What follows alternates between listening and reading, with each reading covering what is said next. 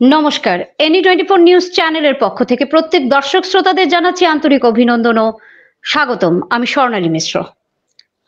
বৃহস্পতিবার জাতীয় ডেঙ্গু দিবস বিভিন্ন অনুষ্ঠানের মাধ্যমে পালন করে উধারবন্দ প্রাথমিক স্বাস্থ্য কেন্দ্র সংশ্লিষ্ট ম্যালেরিয়া বিভাগের উদ্যোগে উধারবন্দ পানগ্রাম HWC-তে ম্যালেরিয়া বিভাগের SI কিশোর ভট্টাচার্য মহাশয়ের ব্যবস্থাপনায় ডেঙ্গু রোগের উপর একটি সচেতনতা সভা অনুষ্ঠিত হয়।